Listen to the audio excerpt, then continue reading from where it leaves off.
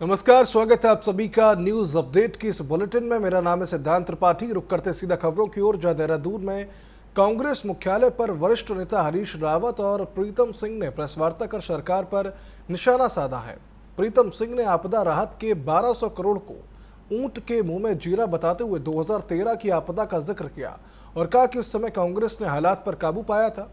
उन्होंने elevated road के बहाने मलिन बस्तियों को उजाड़ने का आरोप लगाया। तो हरीश रावत ने कहा कि प्रधानमंत्री से आपदा राहत और जलवायु परिवर्तन पर बड़ी अपेक्षा थी। उन्होंने केंद्र सरकार से मध्य हिमालयी क्षेत्रों के लिए राष्ट्रीय रणनीति बनाने की मांग की है।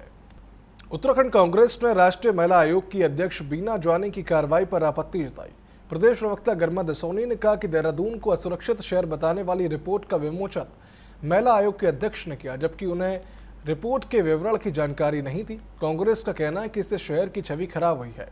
पुलिस ने रिपोर्ट तैयार करने वाली संस्था को नोटिस भेजा है।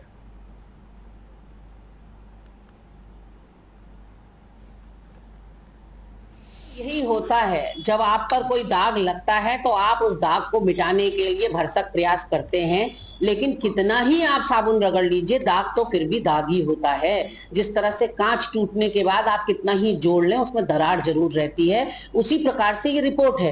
कोई भी रिपोर्ट हो वो 48 घंटे तक अपने पीक पे रहती है। सारे प्रतिष्ठित न्यूज़पेपर्स ने, सारे प्रतिष्ठित न्यूज चैनल्स ने, electronic media, print media, social media, सबने भरसक इस खबर को चलाया है और जो नुकसान होना था उत्तराखंड या देहरादून की छवि को, वो हो चुका है। तो आप पछताए होत क्या जब चिड़िया चुग गई खेत। और अब आप नोटिस भेज रहे हैं उस कंपनी को जिसने ये सर्वे कराया। सुरक्षित देहरादून का एक संदेश जो देना था वो जा चुका है।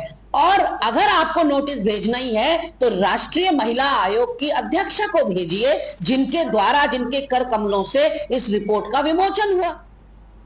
तो उत्तराखंड में खेल यूनिवर्सिटी बनाने का सपना अब साकार होता दिख रहा है। राज्य की पहली sports university Manaskhand state sports university Haldwani के गोलापार में तेजी से आकार ले रही है। पूरे देश की खेल यूनिवर्सिटी से सीख कर तैयार की जा रही ये यूनिवर्सिटी किस तरह अलग और बेहतरीन होगी, इसमें क्या संभावनाएं होंगी और क्या चुनौतियां होंगी, देखिए हमारी इस रिपोर्ट में।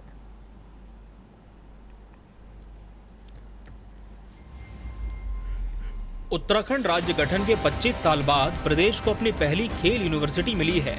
हल्द्वानी गोलापार में इस यूनिवर्सिटी के निर्माण का काम युद्ध स्तर पर चल रहा है। वाइस चांसलर और रजिस्ट्रार की नियुक्ति हो चुकी है और अब इसे फंक्शनल बनाने की तैयारी शुरू हो चुकी है। देश भर की स्पोर्ट्स यूनिवर्सिटीज का स्टडी करके उत्तराखंड की मानसखंड स्पोर्ट्स यूनिवर्सिटी का खाका तैयार किया गया है। मकसद है अच्छी चीजों को अपनाना और खामियों से बचना, लेकिन रास्ता आसान नहीं है। ओलंपिक स्तर के खेलों को बढ़ावा देना, टेक्निकल और नॉन टेक्निकल सुविधाएं जुटाना, इंडस्ट्री पार्टनरशिप के जरिए करियर डेवलपमेंट करना, भूमि अधिग्रहण और क्लियरेंस की अड़चनें, साथ ही एकेडमिक व फाइनेंशियल काउंसिल का गठन जैसी कई चुनौतियां अभी सामने हैं। यूनिवर्सिटी का चूंकि अभी हमारे पास जो एग्जिस्टिंग प्लेस है वो एक्ट पारित होने के बाद हमने यूजीसी में अपना इसको रजिस्ट्रेशन भी करा लिया, वो भी एक उपलब्धि हुई हम लोग की, जल्दी करा ली। अब हमारे तमाम कमिटीज बनी है जो कि करिकुलम का डिसीजन करना और जैसे बोर्ड ऑफ गवर्नर की जैसे होती है बोर्ड ऑफ गवर्नर की मीटिंग वगैरह, इसके बाद हम तत्काल शुरू करेंगे जो भी हमारे इसमें एकेडमिक सपोर्ट के लिए जो स्टाफ चाहिए, टीचिंग स्टाफ और सपोर्ट स्टाफ, उनके साथ में जिन बच्चों की वहाँ पे एडमिशन्स होने हैं उसके प्रोसेस को डिफाइन करना, ये सब प्रोसेस हमारा अभी चल रहा है। लगातार मीटिंग चल रही है। मैं 3 दिन हल्द्वानी गोलापार में ही हमारा जो कार्यालय है वीसी का, वहीं से कार्य कर रहा हूं। वाइस चांसलर अमित सिन्हा बताते हैं कि फिलहाल यूनिवर्सिटी को यूजीसी में रजिस्टर करा दिया गया है। अब कोर्स और करिकुलम तय करने पर काम चल रहा है। शुरुआती चरण में बीपीएड, बीसीएस, स्पोर्ट्स मैनेजमेंट और स्पोर्ट्स साइंस जैसे अहम पाठ्यक्रमों को शुरू करने की तैयारी है। उत्तराखंड में राष्ट्रीय खेलों के आयोजन के बाद यहाँ का स्पोर्ट्स फीवर बढ़ा है। युवा पीढ़ी में खेलों को लेकर उत्साह दिख रहा है और यही वजह है कि राज्य की ये यूनिवर्सिटी देश भर में अपनी अलग पहचान बनाने की क्षमता रखती है।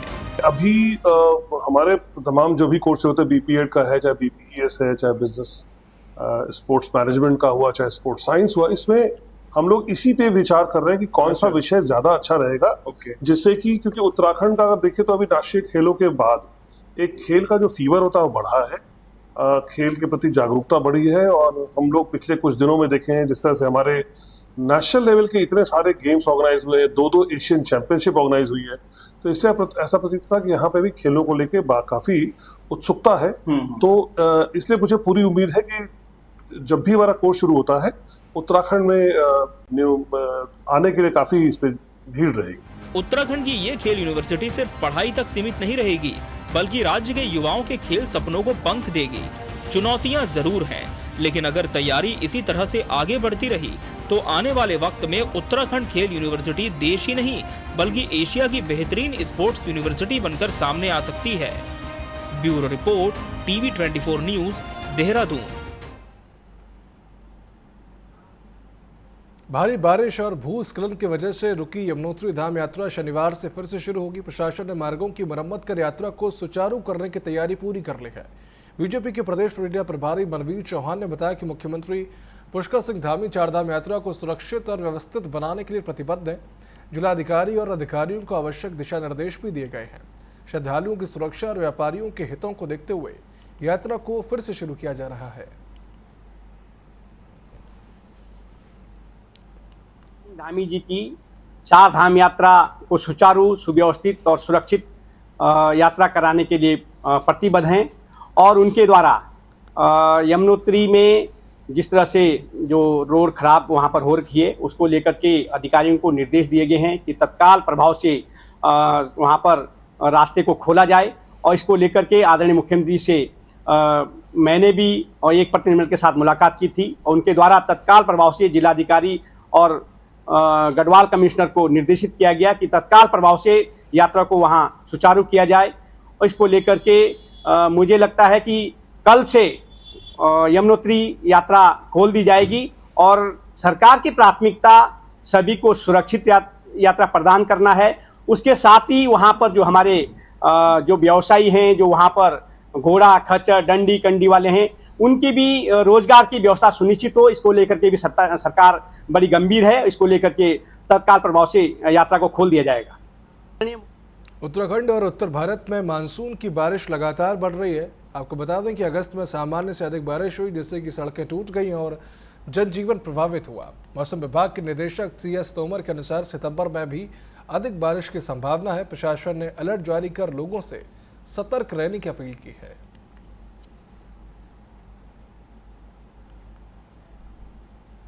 समय इस सीज़न में जो है अगस्त जो महीना था, इसमें हमको जो बे ऑफ बंगाल से और अरबियन सी से दोनों साइड से हमको मॉइस्चर लॉडेन विंड जो है मॉइस्चर के साथ जो हवाएं आती है, साउथ ईस्टर्ली विंड्स और या साउथ वेस्टर्ली विंड्स अरबियन सी से आती हैं, उनका इंटरेक्शन मिला है यहाँ पे। और उसके साथ साथ वेस्टर्ली में जो ट्रफ आता है उनके इंटरेक्शन से हमको उस सीज़न में ज़्यादा एक्टिविटी मिली है। तो ये वेस्टर्ली में ट्रफ हमको फ्रीक्वेंट क्योंकि थोड़ा ज़्यादा मिला है, तो उसकी वजह से इंटरेक्शन भी ज़्यादा हुई है, उसकी वजह से ये ज़्यादा एक्टिविटी ऐसा अभी तक हमको जो एनालिसिस में लगा है वो ऐसा है। देहरादून जिले में पिछले 4 महीने में 81 जच्चा बच्चों की मौत का चौंकाने वाला एक आंकड़ा सामने आया। समीक्षा बैठक में खुलासा हुआ कि अप्रैल से जुलाई तक 18 गर्भवती महिलाएं और 63 नवजात शिशुओं की जान चली गई। इसको लेकर स्वास्थ्य विभाग हरकत में आ गया और समीक्षा के साथ ही सख्त निर्देश भी जारी किए गए हैं। 81 जच्चा बच्चा की मौत के संबंध में, उसमें से जो 63 हैं वो हमारे बच्चों की डेथ हुई है, 0 से 5 साल के बच्चों की, और जो 18 जो है वो मात मृत्यु जो है वो रिपोर्ट की गई। इस 18 में से सिर्फ जो 6 जो है वो हमारे देहरादून के जो निवासित जो माताएं थी उनकी डेथ हुई है। बाकी जो 12 हैं वो अन्य या तो जनपदों से है या अन्य प्रदेशों से जो है इलाज कराने के लिए आई थी वो है। तो इस तरह से हम बात करें तो 6 सिर्फ हमारी मात मृत्यु देहरादून जिले की है अंदर की, और 63 जो है हमारी वो बच्चों की 0 to 5 ईयर्स की जो है उसमें वो मृत्यु हुई। रुद्रप्रयाग के चैनागाड़ क्षेत्र में 28 अगस्त के आपदा के बाद 9 लापता लोगों की खोज युद्ध स्तर पर चल रही है। ड्रोन कैमरे और JCB मशीनों की मदद से मलबा हटाकर रेस्क्यू कार्य जारी है। स्वास्थ्य विभाग ने अब तक 1036 लोगों का चिकित्सा परीक्षण भी किया है। जिलाधिकारी स्वयं पूरे अभियान की मॉनिटरिंग कर रहे हैं।